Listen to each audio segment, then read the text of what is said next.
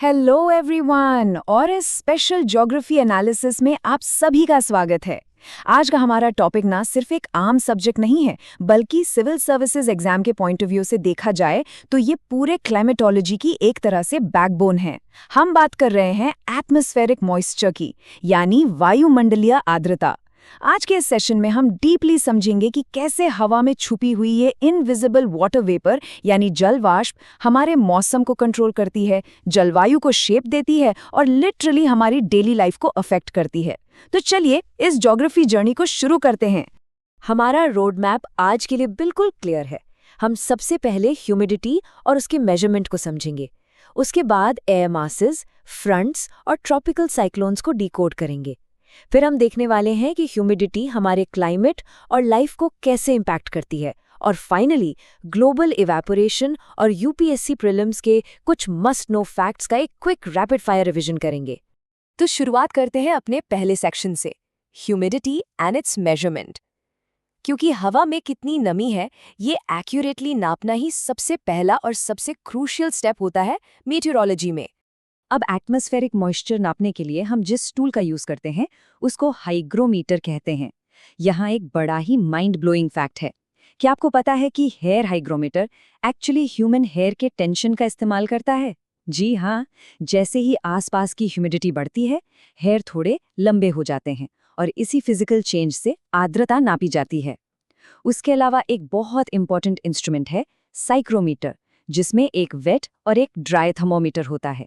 Due point या ओसांक नापने के लिए हम ड्यू पॉइंट हाइग्रोमीटर यूज करते हैं, और आजकल तो ऑफकोर्स एडवांस्ड इलेक्ट्रॉनिक डिजिटल हाइग्रोमीटर्स का यूज होता है।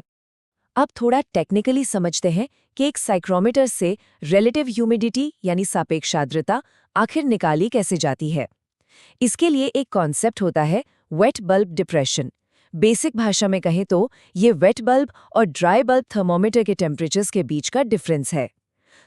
यहाँ यूपीएससी पर्सपेक्टिव से सबसे कैच वाली बात यह है कि जब वेट बल्ब का टेम्परेचर ड्राई बल्ब के बिल्कुल इक्वल हो जाए, यानी उनका डिफरेंस 0 हो जाए, तो रिलेटिव ह्यूमिडिटी एग्जैक्टली 100% हो जाती है। इसे हम सैचुरेटेड एयर या संतृप्त वायु कहते हैं। इसका मतलब है कि हवा अब एक बूंद भी एक्स्ट्रा नमी होल्ड नहीं कर सकती। नमी को मेजर करने के बाद अब आते हैं सेक्शन 2 पर, एयर मैसेस एंड फ्रंट्स। यहाँ हम देखेंगे कि जब मॉइस्चर की ये मैसिव पॉकेट्स ग्लोब पर ट्रैवल करते हैं तो क्या होता है। चलिए समझते हैं एयर मास यानी वायु राशि को। ये वायुमंडल का एक इतना विशाल हिस्सा होता है जिसका टेम्परेचर और ह्यूमिडिटी लगभग एक जैसा होता है। इनका क्लासिफिकेशन काफ़ी साइंटिफिक है।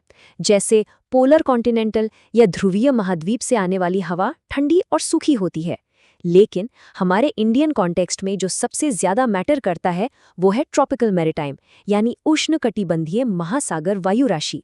ये वार्म और ह्यूमिड होती है, और गेस व्हाट, यही वो एयर मास है जो हमारे देश में जीवनदायिनी मॉनसून लेकर आती है।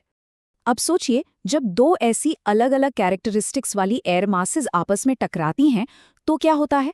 उस कोलिजन पॉइंट को हम फ्रंट या मोर्चा कहते हैं। दो मेन फ्रंट्स होते हैं। पहला वार्म फ्रंट या उष्ण मोर्चा। यहाँ गर्म हवा बड़ी नेचुरली और धीरे धीरे ठंडी हवा के ऊपर स्लाइड करती है। इससे बनते हैं निम्बोस्ट्रैटस क्लाउड्स, जिससे लंबे समय तक हल्की हल्की बारिश होती रहती है। दूसरा है कोल्ड फ्रंट या शीत मोर्चा। ये बड़ा अग्रेसिव होता है। यहाँ ठंडी हवा जबरदस्ती गर्म हवा के नीचे घुस जाती है, जिससे खतरनाक क्यूम्यूलोनिम्बस क्लाउड्स बनते हैं। नतीजा, बहुत हैवी लेकिन शॉर्ट ड्यूरेशन वाली बारिश। इंडिया में जो सर्दियों में नॉर्थ इंडिया में बारिश होती है ना, वो इन्हीं वेस्टर्न डिस्टर्बेंसेस के फ्रंट्स का ही कमाल है। एग्जाम के लिए दो और फ्रंट्स की डेफिनेशंस पता होनी चाहिए। एक है ऑक्लूडेड फ्रंट, जिसे अवरुद्ध मोर्चा कहते हैं। ये तब बनता है जब एक फास्ट मूविंग कोल्ड फ्रंट अपने आगे चल रहे वार्म फ्रंट को ओवरटेक कर लेता है, उसको कैच कर लेता है। और दूसरा है स्टेशनरी फ्रंट यानी स्थिर मोर्चा। यहाँ दोनों एयर मासेस बिल्कुल जिद्दी हो जाती हैं और अपनी जगह से हिलती नहीं। इसका रिजल्ट ये होता है कि एक ही एरिया में लगातार कई दिनों तक बारिश हो सकती है। Alright, moving on to section 3, tropical cyclones and winds. अब हम एटमॉस्फेरिक मॉइस्चर के सबसे डिस्ट्रक्टिव, सबसे पावरफुल रूप को देखेंगे। ट्रॉपिकल साइक्लोन्स यानी उष्णकटिबंधीय चक्रवात समुद्र के ऊपर बनने वाले ह्यूज स्टॉर्म्स होते हैं। पर ये ऐसे ही कहीं भी नहीं बन जाते। इनके बनने की कंडीशंस लिटरली बहुत स्ट्रिक्ट हैं। सी सरफेस का टेम्परेचर 26.5 डिग्री सेल्सियस से ऊपर होना ही चाहिए। लैटिट्यूड 5 से 20 डिग्री के बीच होना चाहिए। कोरियोलिस फोर्स का होना तो एब्सोल्यूट मस्ट है। और अपर एटमॉस्फेयर में विंड्स का डाइवर्जेंस होना चाहिए। और इन स्टॉर्म्स को जो इतनी इनसेन एनर्जी मिलती है, उसकी रियल फ्यूल है लेटेंट हीट या गुप्त ऊष्मा, जो वाटर वेपर के कंटिन्यूअसली कंडेंस होने से रिलीज होती रहती है। अगर हम एक साइक्लोन के स्ट्रक्चर को क्लोजली देखें तो वो बड़ा ऑर्गेनाइज्ड होता है। उसका बिल्कुल सेंटर, जिसे हम आई कहते हैं, वो एकदम काम और क्लियर होता है, वहाँ कुछ नहीं होता। लेकिन उस आई के ठीक बाहर होती है आई वॉल, और यहाँ दुनिया की सबसे फास्ट और डिस्ट्रक्टिव हवाएं चलती हैं। इसके बाहर स्पाइरल बैंड्स होते हैं जो हैवी रेन लेते हैं। वैसे एक फन फैक्ट, इनको अलग अलग ओशंस में अलग नाम से बुलाते हैं। इंडिया में साइक्लोन, अटलांटिक में हरिकेन और पैसिफिक में टाइफून। और हाँ, बे ऑफ बंगाल में इनका पीक आने का सीजन मेनली अक्टूबर-नवंबर होता है। इस सेक्शन में एक और कमाल का लोकल विंड फिनोमिनन समझना होगा, जिसे फॉन या चिनूक इफेक्ट कहते हैं। होता क्या है, जब मॉइस्ट हवा किसी पहाड़ से टकराकर ऊपर उठती है तो बारिश होती है और हवा ठंडी होती है, लगभग 5 डिग्री पर किलोमीटर के रेट से। इसे SALR कहते हैं। पर कहानी में ट्विस्ट तब आता है जब हवा पहाड़ की चोटी क्रॉस करके दूसरी तरफ यानी लीवर्ड साइड नीचे उतरती है। अब ये DALR के रेट से गर्म होती है, यानी 10 डिग्री पर किलोमीटर। तो जब तक हवा नीचे पहुंचती है वो एकदम गर्म और सूखी हो जाती है।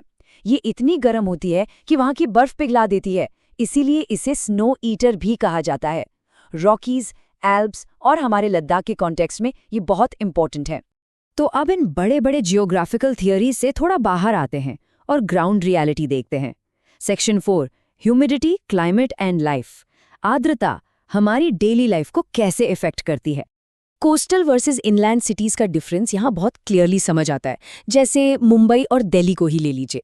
मुंबई में समर्स में रिलेटिव ह्यूमिडिटी 70 से 85% तक होती है। वहाँ की गर्मी बिल्कुल अनबेरेबल लगती है, क्योंकि एयर में ऑलरेडी इतनी मॉइस्चर है कि हमारी बॉडी का पसीना इवेपोरेट ही नहीं हो पाता। इसे हीट इंडेक्स कहते हैं। दूसरी तरफ दिल्ली है, जहाँ ह्यूमिडिटी कम होती है, इसलिए वहाँ की गर्मी बहुत चुभने वाली सूखी गर्मी होती है। एक बहुत ही क्रिटिकल मेडिकल और क्लाइमेटिक फैक्ट ये है कि wet bulb globe temperature WBGT के मुताबिक अगर टेम्परेचर 35 डिग्री सेल्सियस है और ह्यूमिडिटी 100% है तो पसीना बिल्कुल नहीं सूखेगा, जो कि प्रैक्टिकली फेटल यानी जानलेवा हो सकता है। एग्रीकल्चर और प्लांट्स के लिए एक बहुत ज़रूरी टर्म है वेपर प्रेशर डेफिसिट या VPD। सिंपल टर्म्स में हवा में कितनी नमी है और वो मैक्सिमम कितनी नमी होल्ड कर सकती है, इसके डिफरेंस को VPD कहते हैं। सोचो, अगर VPD बहुत हाई है, इसका मतलब हवा बहुत ज़्यादा सूखी है। इसकी वजह से पौधों में बहुत तेज़ी से ट्रांसपिरेशन होता है और वो पानी खोने लगते हैं, जिसे वाटर स्ट्रेस कहते हैं। और अगर उल्टा हो जाए, ह्यूमिडिटी बहुत कम हो और ठिठुराने वाली ठंड हो, तो पाला या फ्रॉस्ट पड़ता है, जो रातों रात फसलों को बर्बाद कर देता है। और ये सब ना क्लाइमेट चेंज की वजह से और भी ज़्यादा एक्सट्रीम हो रहा है। हवा जितनी गर्म होती है वो उतनी ज़्यादा वाटर वेपर होल्ड कर सकती है। मतलब एटमॉस्फेयर में ओवरऑल मॉइस्चर बढ़ रहा है। इस तेज़ इवेपोरेशन की वजह से बारिश तो ज़्यादा होती है, पर बहुत अनइवन होती है। एक तरफ इस एक्स्ट्रा लेटेंट हीट से और भी ज़्यादा एक्सट्रीम और खतरनाक स्टॉर्म्स बन रहे हैं, वहीं दूसरी तरफ ड्रॉट प्रोन एरियाज में इतना इवेपोरेशन हो रहा है कि वहाँ डेजर्टिफिकेशन या मरुस्थलीकरण बढ़ रहा है। ये बिल्कुल एक्सट्रीम कॉन्ट्रास्ट क्रिएट कर रहा है हमारे क्लाइमेट में। चलिए अब देखते हैं कि ग्लोबली इवेपोरेशन का पैटर्न कैसा है। Welcome to section 5, global evaporation distribution. ये जो ग्लोबल पैटर्न है, ये यूपीएससी में फ्रीक्वेंटली एक क्लासिक ट्रैप क्वेश्चन बनकर आता है। ध्यान दीजिएगा, दुनिया में सबसे ज्यादा एवेपोरेशन इक्वेटर पर नहीं होता, बल्कि सब ट्रॉपिक्स में यानी लगभग 30 डिग्री लैटिट्यूड्स के आसपास होता है। क्यों? क्योंकि वहाँ हाई टेम्परेचर्स के साथ साथ स्ट्रॉन्ग ट्रेड विंड्स और काफ़ी लो ह्यूमिडिटी मिलती है। इक्वेटर पर टेम्परेचर ज़रूर हाई है, लेकिन वहाँ की हवा में ऑलरेडी इतनी नमी होती है कि इवेपोरेशन बस मीडियम लेवल का ही रह जाता है। अगर हम इसको इंडिया से रिलेट करें तो राजस्थान में इवेपोरेशन बारिश से कहीं ज़्यादा है, जबकि केरला में उल्टा है, वहाँ बारिश इवेपोरेशन से ज़्यादा है। हम अपने इस एनालिसिस के फाइनल फेज में आ गए हैं। चलिए शुरू करते हैं section 6, essential UPSC exam facts. ये एक क्विक रैपिड फायर राउंड होगा क्रूशियल कॉन्सेप्ट्स का। थर्मोडायनामिक्स की ये वैल्यूज प्रीलिम्स के लिए बहुत डायरेक्ट और हाई यील्डिंग है, लेटेंट हीट ऑफ वेपराइजेशन याद रखेगा करीब 2500 जूल्स पर ग्राम होती है। जब सूखी हवा ऊपर उठती है तो उसका dry adiabatic lapse rate DALR लगभग 10 डिग्री पर किलोमीटर होता है। लेकिन द मोमेंट हवा सैचुरेट हो जाती है ये ठंडे होने का रेट घटकर 5 से 6 डिग्री यानी SALR हो जाता है। ऐसा क्यों? क्योंकि जब वाटर वेपर कंडेंस होता है तो वो लेटेंट हीट रिलीज करता है जो हवा को उतनी तेजी से ठंडा नहीं होने देता। और हाँ, जिस हाइट पर ये कंडेंसेशन स्टार्ट होता है और बादल का बेस बनता है उसे लिफ्टिंग कंडेंसेशन लेवल या LCL कहते हैं। कुछ और क्विक फैक्ट्स जो डायरेक्टली पूछे जा सकते हैं। वायुमंडलीय स्थिरता यानी स्टेबल एटमॉस्फेयर तब बनता है जब एनवायरमेंटल लैप्स रेट यानी ELR SALR से कम हो, और अगर ELR DALR को भी क्रॉस कर जाए तो एटमॉस्फेयर हाईली अनस्टेबल हो जाता है। उसके बाद है बर्जरॉन थ्योरी, जो एक्चुअली बताती है कि बारिश होती कैसे है, जब बादलों में आइस क्रिस्टल्स और वाटर ड्रॉपलेट्स आपस में मिलते हैं। और इवेपोट्रांसपिरेशन का नेचर में सबसे अल्टीमेट एग्जाम्पल है अमेज़न के रेन फॉरेस्ट्स।